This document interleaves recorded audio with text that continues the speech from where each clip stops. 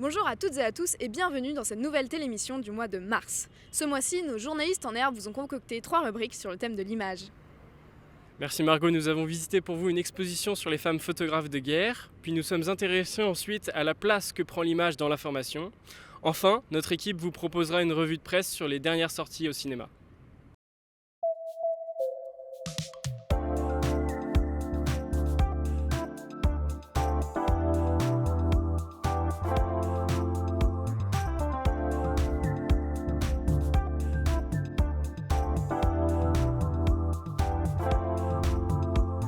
Télé-Sorbonne s'est rendue à l'exposition dédiée à 8 femmes photographes de guerre au musée de la Libération de Paris. C'est une exposition que vous pouvez également visiter jusqu'au 31 décembre 2022.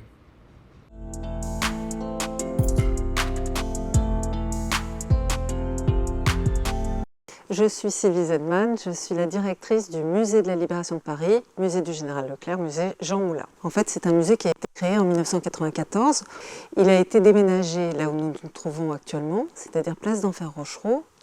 Et le projet, lorsqu'on a déménagé, c'était de faire un musée qui soit un musée d'histoire, puisque nous sommes une introduction à la Seconde Guerre mondiale. On avait pour objectif d'avoir un regard qui permettent aux gens de comprendre aussi que cette histoire qui nous paraît assez loin, enfin qui vous paraît assez loin, est finalement une matrice qui permet de regarder aujourd'hui et de comprendre aujourd'hui.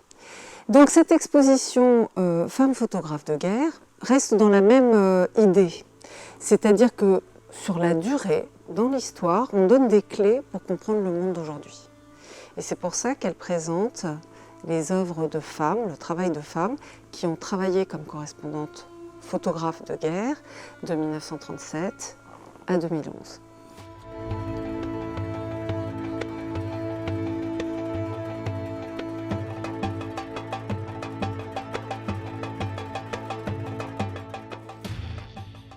Donc il s'agissait de choisir 8 femmes photographes de guerre qui documentent des conflits, mais pas les mêmes conflits. Et donc, ces 8 femmes permettent de couvrir vraiment un très grand nombre de conflits, des années 30 jusqu'à nos jours. Et donc, non pas de mettre en concurrence des regards, mais de montrer comment les regards peuvent évoluer. Quant au métier de photographe de guerre, vous allez voir que sur ces 8 femmes, 2 sont mortes sur le terrain. C'est un métier qui demande un courage absolument extraordinaire. En quelque sorte, on leur rend hommage. On rend hommage à tous ces photographes de guerre, avec cette exposition qui est finalement tout à fait d'actualité.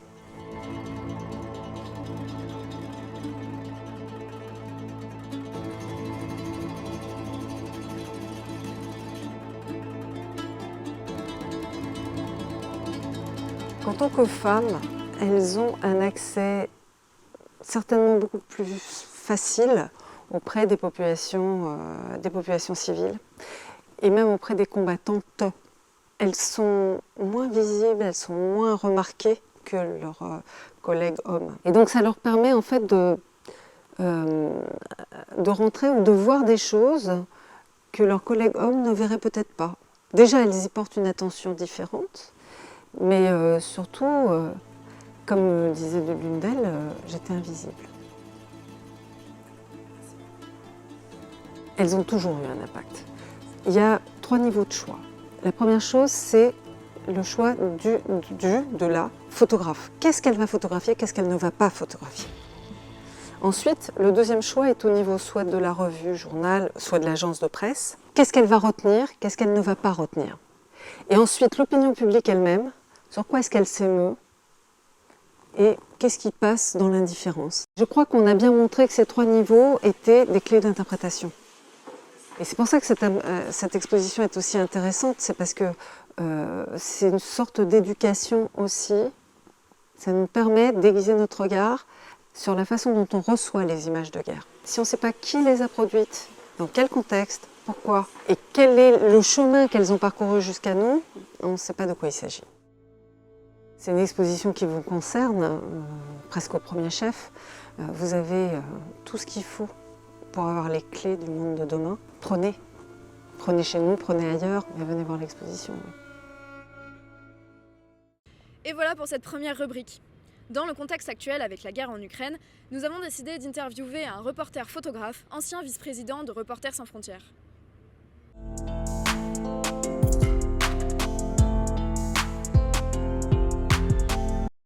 Pour la première fois, le New York Times fait une couverture avec des morts.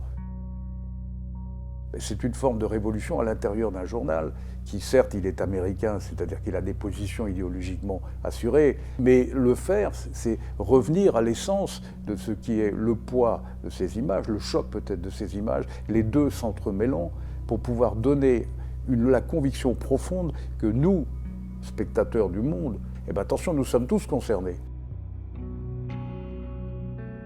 On parle de la petite fille victime de ce bombardement sauvage pendant la guerre du Vietnam et qui a provoqué un tel traumatisme dans l'opinion publique américaine qui fait que cette opinion a changé la donne et a bouleversé le résultat des élections pour procéder à la fin la plus rapide possible de la guerre du Vietnam. Vous avez aussi l'émotion qui a été créée par la photo du petit Elan en Turquie, qui a été extraordinaire, d'autant plus que c'est une photo dans sa simplicité, elle n'a aucune forme d'esthétisme. Je me souviens d'une anecdote simple. À Bayeux, lors d'un débat, une femme s'est levée et a dit « Mais comment vous faites pour pouvoir approcher comme ça ces femmes-là qui sont dans la détresse, etc. » Et comme si c'était une forme de viol de l'intimité. Parce que ce sont ces femmes-là qui demandaient la présence des photographes. Si on empêche aujourd'hui la presse de travailler dans sa globalité, et quel que soit l'outil, la presse écrite, la radio, la photo, la télévision, etc., c'est une seconde mort à laquelle nous condamnons les victimes de tous ces conflits. Cette force de la liberté, elle est d'autant plus difficile aujourd'hui. Avec Internet, vous pouvez tout faire. Vous savez, on va passer des harcèlements à l'école, on va passer le harcèlement individuel à un harcèlement national et nationaliste et pervers comme on le voit. Donc ça amène quoi ? La nécessité d'avoir des images à un moment donné qui arrêtent le temps, comme je l'ai dit tout à l'heure, pour simplement dire regardons en face cette image. Elle n'a pas été manipulée parce qu'elle a été faite par quelqu'un qui était extrêmement crédible dans la pratique de sa déontologie, qui n'a pas falsifié, qui n'a pas monté l'image, Dans les journaux aujourd'hui, on voit que presque tous les journaux ont créé un département Check News. Mais je trouve que c'est très sain que la presse génère d'elle-même le souci d'apporter toutes les vérifications nécessaires à la vérité des infos qu'elle donne. Aujourd'hui, les événements tragiques apportent effectivement l'assurance que sans véritable photojournalisme, nous aurons affaire à des manipulations dramatiques, alors que là, le photojournalisme trouve une raison d'être qui témoigne de l'impérative nécessité de le préserver et de le faire exister. Et qui dit mars, dit printemps du cinéma. Nous avons pu profiter de séances à 5 €. Nous en avons fait une revue de presse.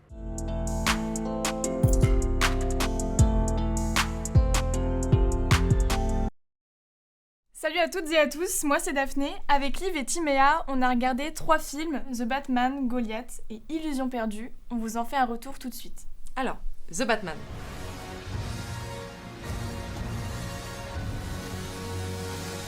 C'est la dernière adaptation de ce géant des comics par Matt Reeves. La première impression que j'ai eue concerne l'esthétique. Les images sont assez folles et rappellent un peu l'esthétique de Tim Burton. C'est en intérieur, il fait constamment nuit et les images sont un peu crasseuses. Il s'éloigne clairement du Batman Playboy de Christian Bale. On redécouvre avec plaisir d'anciens personnages mythiques de l'univers de Batman comme le Pingouin ou encore Falcon. Et bien sûr, on a le droit à une interprétation de l'incontournable Catwoman par Zoé Kravitz. Ça devait être trop bien. Alors ça l'était, mais si j'ai un reproche, ce serait déjà que c'est un peu long et que les personnages sont pas très développés. Robert Pattinson joue un Batman jeune qui se cherche encore, mais ça manque de contexte. J'y suis allée avec une amie qui n'avait pas vu les précédents Batman et elle n'avait aucun indice sur son origine, sa famille ou ce qui le motive. Et en résumé ? En résumé, le film vaut le détour et nous lui avons décerné la note de 3,5 sur 5. Le film Goliath de Frédéric Tellier illustre une véritable fronde contre le capitalisme. Inspiré du scandale sur le glyphosate, le film relate les conditions de santé des agriculteurs altérées par un pesticide nommé la tétrazine. Comme Margot, les gens meurent en silence. Dans ce film, deux visions s'opposent. Tout d'abord, celle d'un avocat spécialisé dans le droit environnemental, joué par Gilles Lelouch, et qui va donc lutter pour les droits des agriculteurs. De l'autre côté, la vision de Pierre Ninet qui incarne un lobbyiste qui est prêt à tout pour faire passer le profit aux dépens de la vie des agriculteurs. Et du coup, toi, t'en as pensé quoi? Avec Télésorbonne, on leur a attribué la note de 3 sur 5, car la pluralité des points de vue nous permet de comprendre la prise de position de chacun des personnages. De plus, on est totalement immergé dans le monde du lobbyisme, ce qui est véritablement intéressant. Cependant, on sent les 2 heures passer. Trop tard pour avoir peur.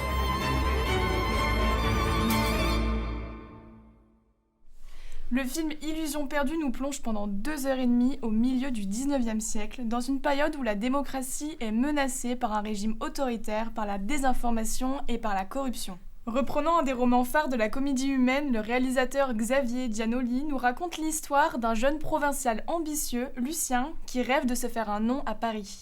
Mais pour briser les plafonds de verre, il va devoir vendre son âme au diable de l'époque, le journal de presse d'opinion, le Corsaire Satan. César du meilleur film, de la meilleure adaptation, du meilleur espoir masculin et du meilleur acteur dans un second rôle, le film a conquis l'Académie. Et est-ce que toi, il t'a conquis ? Pas vraiment. Entre parallèles pertinents et raccourcis faciles, les allusions plus ou moins subtiles à notre époque nous laissent sur un flou émotionnel, avec une morale équivoque et l'impression d'avoir été victime d'une illusion. En résumé, 4 sur 5, avec mes réserves.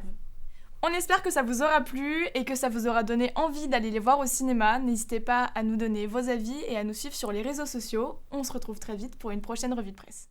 Merci à tous et à tous de nous avoir suivis. On se retrouve le mois prochain dans une nouvelle télémission. D'ici là, n'hésitez pas à liker, commenter et partager.